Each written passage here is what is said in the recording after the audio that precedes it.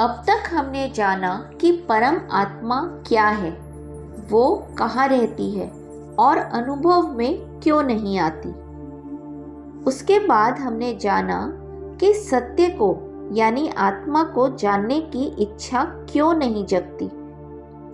उसके बाद हमने सीखा कि अगर सत्य को जानने की इच्छा जग भी जाए तो उसमें निष्ठा बनी रहना कितना आवश्यक है। फिर हमने जाना कि किसके अभाव में हम कभी परमानंद को प्राप्त नहीं कर सकते। उसके बाद हमने सीखा कि परमात्मा में दृढ़ निष्ठा कब होगी।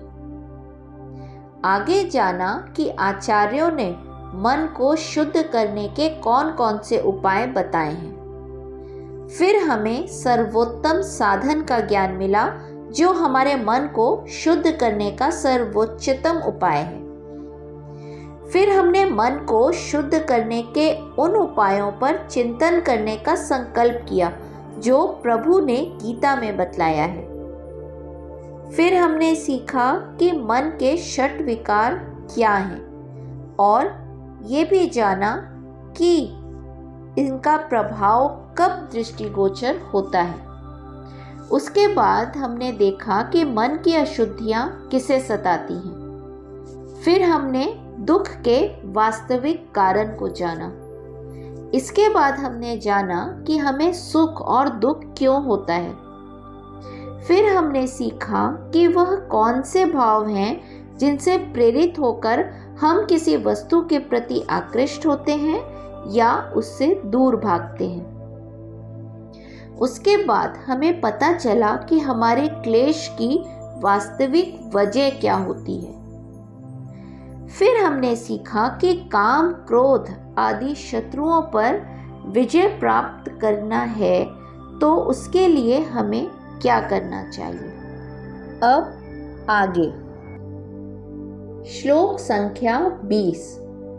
अन्विक्षिक्या शोक मोहौ दंभं महदुपासया योगांतरायान मौनेन हिंसां कायात्यनिहया। अन्विक्षिक्या यानी सत्य को देख पा सकने की क्षमता द्वारा, शोक मोहौ शोक और मोह, दंभम दंभ, महद उपासया यानी साधु महान जनों की सेवा द्वारा, योगांतरायान योग में आने वाली बाधाएं, मौनेन मौन के द्वारा, हिंसाम हिंसा चोट, कायादि अनिहया अपनी शारीरिक क्रियाओं को वश में करते हुए, अर्थात शोक और मोह पर विजय प्राप्त करनी चाहिए आत्मज्ञान के द्वारा। महान साधु जनों की सेवा द्वारा दंभ को जीतना चाहिए। योग में आने वाली बाधाओं को मौन द्वारा दूर किया जाना चाहिए और अपनी इंद्रियों पर संयम रखते हुए हिंसा पर विजय पानी चाहिए। दुख अथवा शोक की उत्पत्ति अज्ञान और मोह से होती है। यदि आपको इस सत्य का अनुभव हो जाए कि सारा जगत आत्मा का ही व्यक्त रूप है तो फिर शोक या मोह कैसे रह जाएंगे। भगवत गीता के आरंभ में यह बताया गया है कि अर्जुन की समस्या के मूल में उसका मोह था, परंतु जब उसको आत्म तत्व का ज्ञान हो गया तब श्री भगवान ने उससे यह नहीं पूछा कि उसके शोक का अंत हुआ या नहीं, बल्कि यही पूछा कि उसका मोह नष्ट हुआ कि नहीं, क्योंकि मोह के नष्ट हो जाने पर शोक अपने आप ही नष्ट हो जाना था। अन्विक्षिक्या का अर्थ आत्मज्ञान है। इच्छा का अर्थ देखना होता है और इसलिए अन्विक्षिक्या का मतलब है सत्य को देख पाने की योग्यता। जब हम यह जान लेते हैं कि हम परमात्मा हैं, कि हमारा स्वरूप शुद्ध चेतना का है और हम न तो शरीर हैं, न मन है, न बुद्धि है, न अहम है, तब शोक और मोह के लिए जगह ही कहाँ रह जाती है। शोक का संबंध भूतकाल से है, भय का भविष्य से और मोह का वर्तमान से। भूतकाल की किसी घटना के विषय में बार बार सोचते रहने से शोक होता है, अफसोस होता है। जब हम भविष्य के संबंध में सोचते हैं तो मन में भय का संचार होता है और हम आशंकित रहते हैं कि पता नहीं क्या होने वाला है। वर्तमान में हमारा सोच स्पष्ट नहीं होता, अर्थात हम मोह की स्थिति में होते हैं। शोक, भय और मोह समय की सीमा में ही बने रहते हैं और जब हमें उस आत्म तत्व का ज्ञान हो जाता है जो तीनों काल से परे है, तो ये सब नष्ट हो जाते हैं। तीनों कालों से परे यानी आत्मा तीनों कालों से परे है, मतलब ये कालातीत है। काल का इस पर कोई प्रभाव नहीं पड़ता। आत्मा सदैव वर्तमान रहती है। दंभ का अर्थ ढोंग, बनावटीपन और अपने को कुछ ऐसा बताने का है जो हम वास्तव में नहीं हैं। इस तरह से ढोंग का अंत तभी हो सकता है जब हम भले लोगों की सेवा करें। राजा भर्तृहरि ने कहा कि जब मुझे अल्प ज्ञान था तब मैं समझता था कि मैं सब कुछ जानता हूँ, पर जब मैं महापुरुषों के बीच रहा और मैंने उनके द्वारा दिए गए ज्ञान का थोड़ा सा भी भाग समझा तो मुझे एकाएक यह समझ में बात आई कि मैं अब तक कितना मूर्ख था। जब हम ऐसा सोचने लगते हैं कि हम सर्वज्ञानी हैं, हमें सब कुछ आता है, तब हम सचमुच में अज्ञानी मूर्ख ही होते हैं। परंतु जो ही इस बात की समझ आती है कि हमें कितना थोड़ा सा आता था, तभी हमारे ज्ञान की असली शुरुआत होती है, क्योंकि तब हम सही मायने में ज्ञान ग्रहण करने के योग्य बनते हैं।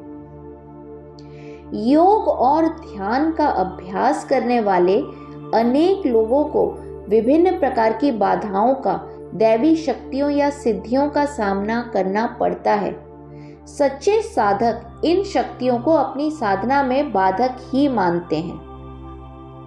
मौन एक बड़ा सद्गुण है जिसके द्वारा हम कुछ भी उपलब्ध कर सकते हैं। हमें न तो अपनी साधना का प्रचार करना चाहिए और न ही अपनी यौगिक शक्तियों को कोई महत्व देना चाहिए।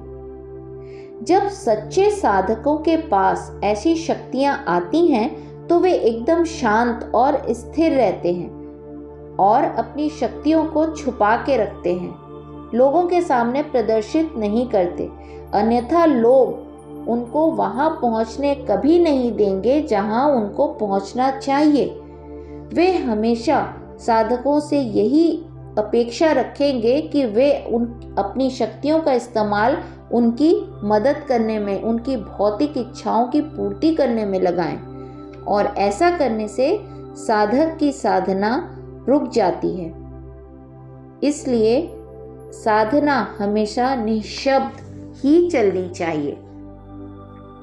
हिंसा का अर्थ किसी का नुकसान करना है। हम दूसरों को विभिन्न स्तरों पर मनसा, वाचा, कर्मणा कष्ट पहुंचा सकते हैं। जब हमारे व्यवहार में दूसरों के प्रति अनादर झलकता है तो वहां हिंसा की ही अभिव्यक्ति होती है। कुछ लोग जिस तरह अपने जूते निकालकर फिर उसे उठाकर फेंक देते हैं, उससे जड़ वस्तुओं के प्रति उनका निर्मम दृष्टिकोण प्रकट होता है। यह भी एक रकम की हिंसा ही है। हम इन हानिकारक प्रवृत्ति से कैसे बचें, कैसे इन पर विजय प्राप्त करें? अपने शरीर और भौतिक क्रियाकलापों को नियंत्रित करके ही हम इन पर विजय प्राप्त कर सकते हैं। संत ज्ञानेश्वर ने यह समझाया है कि बुद्धिमान व्यक्ति का विभिन्न स्तरों पर अहिंसा के प्रति क्या दृष्टिकोण होना चाहिए। वे कहते हैं कि बुद्धिमान मनुष्य अपनी भाव भंगिमा यानी अपने एटीट्यूड में भी क्रोध को अभिव्यक्त नहीं होने देता, ताकि कोई दूसरा उससे आहत न हो जाए, दुखी न हो जाए, किसी को चोट न पहुंचे। जब वह किसी की तरफ देखता है तो उसकी आंखों में केवल करुणा और प्रेम ही झलकता है। वह अनावश्यक रूप से इधर उधर नहीं घूमता, क्योंकि वह नहीं चाहता कि धरती पर विश्राम करने वाले छोटे छोटे कीड़े मकोड़े कष्ट पाएं, उसके पैरों तले कुचल जाएं। वह अकारण बोलता भी नहीं, क्योंकि उसे भय है कि कहीं यदि उसका स्वर ऊंचा हो गया तो दूसरों को कष्ट पहुंच सकता है।